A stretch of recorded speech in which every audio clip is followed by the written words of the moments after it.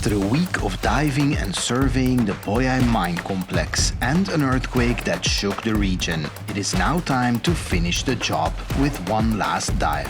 In today's episode on the DiveSAGA channel.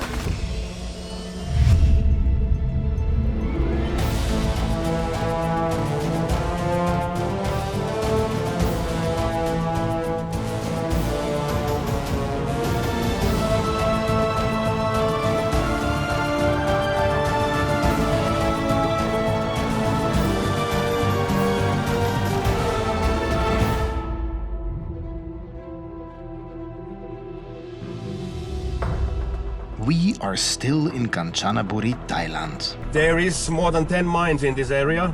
2 of them are massive. We put maybe 5-6 kilometers of cave line. Over the last 3 episodes, I have been joining Mikko and partaking in the Bottom Line project. The goal of this expedition is to extend the lines at the Boh Yai mining complex he discovered. For this project, with dozens of bailout cylinders, specialized mapping equipment and scooters, even a decompression habitat needed to be installed. In the previous episode on the DiveSAGA channel, our installation efforts were interrupted as other team members noticed a strange phenomenon in the mine shafts, leading to the evacuation of our exploration site. Earthquake. The epicenter is in Myanmar, so they want us to go out. Steps. Safety first. Yes. Out. Go.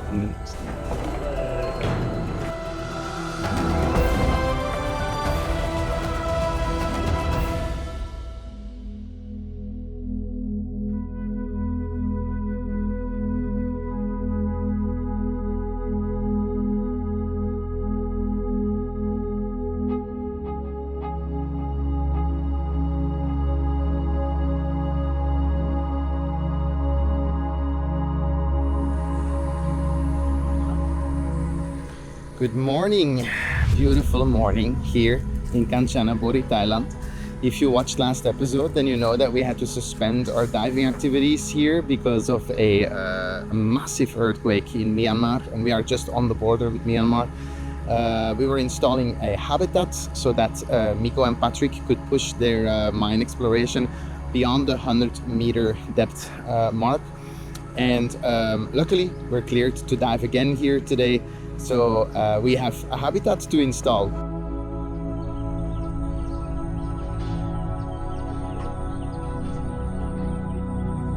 In the last 2 years, we've been analyzing the water from where we swim, so the clear parts everywhere we go.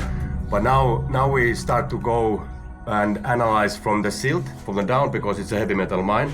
So we assume that so far we didn't find any toxins. But we are worried about the silt, that if we silt it up, and how is that, or interested about it. So maybe today you can take the sample from, you are now allowed to silt a little bit. And then there will be silt. Yeah. That's why I chose you. So take the sample from the silt and then bring it up, and we can analyze it after the dive. The simplest way is just use a syringe. Go to see if you see something like foggy areas or nearby some artifacts, or the specific place where you want to take the sample. Just take some water with you, put it in a pocket, and we analyze it on surface straight after the dive. Time to spring into action. The expedition team has limited time left, and there are still objectives to be completed. So we load our trucks once again with all the equipment we had to evacuate yesterday. For good measure, let's clarify today's task list. My team will finish installing the decompression habitat, so Mikko and Patrick have a place to decompress. Patrick's mapping dive will last up to 9 hours, which is possible because he's using the KISS Sidewinder 2 rebreather, a machine he's helping to develop.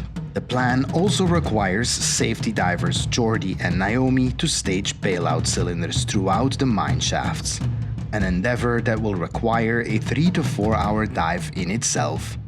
Although the mapping team should not need these cylinders, bailout cylinders are crucial. If the rebreather unit fails, the bailout gases are their only ticket out of the mine. Okay. There we go. Lifting the habitat, take 2. Last take.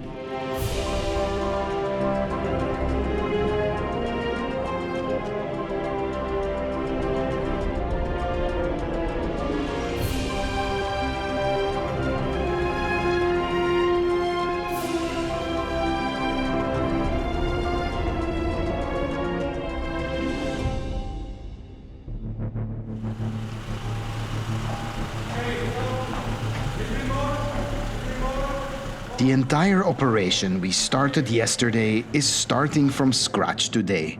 So once again, we unload all of our equipment and try to regain the focus from yesterday. I think it is safe to say that all of us enter the water a little bit differently today, feeling just a little bit more apprehensive and perhaps slightly more aware of the ever-present risk that is inherent to diving into the earth.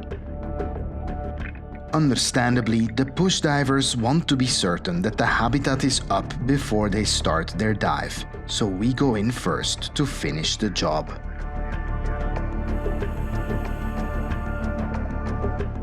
On our way in, we keep an eye out for any changes the earthquake may have caused. The plan is straightforward. Lifting the habitat simply by making it buoyant didn't work well because of its heavy understructure that needs to end up on top. So we add some SMBs to that side to provide extra lift. If you're wondering why we didn't try that yesterday, then remember that cave divers don't typically carry SMBs. Either way, it seems to work. Luckily, because the clock is ticking.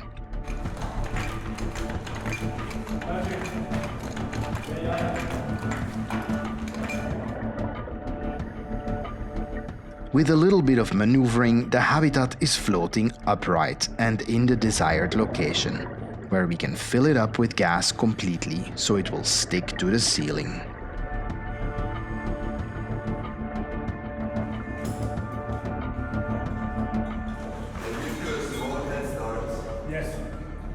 Patrick and Mikko start their final checks before the dive. Although they are the ones doing the mapping, it takes a team and trust in that team to make an operation like this safe and a success.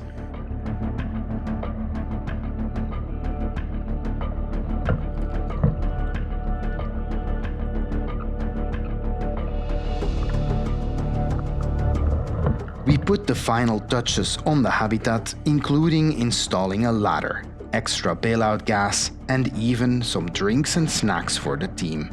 On ultra-long dives, where divers eventually get cold even in relatively warm water, sugar can be a lifesaver.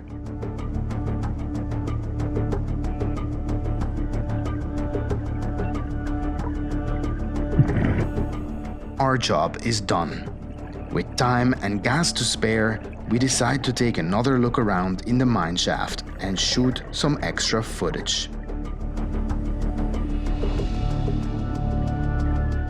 We encounter Jordi and Naomi, the bailout team.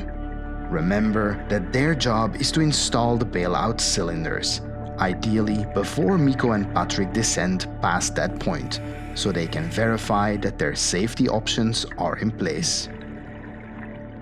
Don't you just love it when a plan comes together?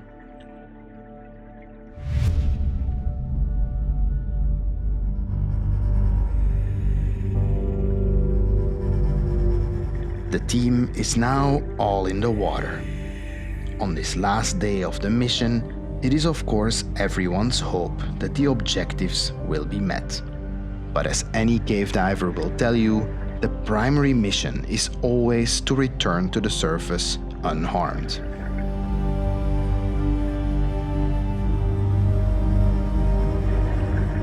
A valid question many people, especially non-divers, ask often is why we do what we do.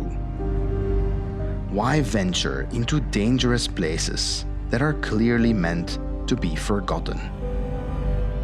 Is it a need for adrenaline or a lust for danger?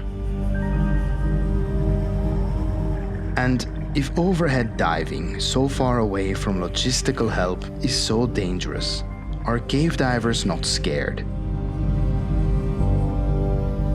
While I can't speak for everyone, I think it's a solid guess to say that, in fact, we are all a little bit scared every time. And luckily so, because fear means we respect the risk. It means we think through the necessary steps and procedures to mitigate that risk. And above all, it keeps us from doing something reckless.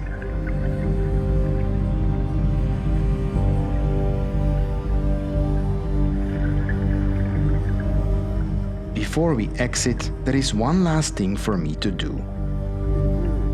To take a water sample from the silt disturbance. A last, tiny task on an amazing expedition.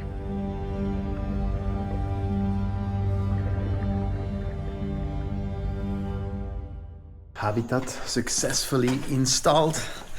One more job here, and that is to analyze the water sample that we took from the little bit of silt that we caused when we installed the habitat. While we wait for the rest of the team to complete their dive, we analyze the water quality from the sample to add to Copper? the database. 0. Mercury, 0, but that's good, huh? Hardness, very hard. Yeah, everywhere in the mines. Let's be honest, my contribution to this expedition was minor. But in order to gain skills, one has to learn from the skilled.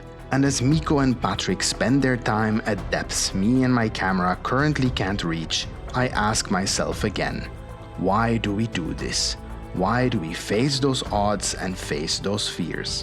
Why the endless hours of decompression, watching movies on a phone screen, or eating a power bar in a decompression habitat, so a faraway team can spend hours computing a three-dimensional map of a place few people may ever visit? When Mikko and Patrick emerge from the water, we know that the expedition was a complete success and the results are impressive. But one could still ask, why are we doing this? And it's not until a few days later when the team strikes down in Singapore for 8X Dive Show and we get to witness each other's presentations and the audience curiosity that I realize it's not just us, it's all of us. We are all asking ourselves in one way or another what the bigger picture is. We are all driven by curiosity and a desire to complete the puzzle of our existence here on Earth. And what could possibly be better than working together with an amazing team to leave no stone left unturned?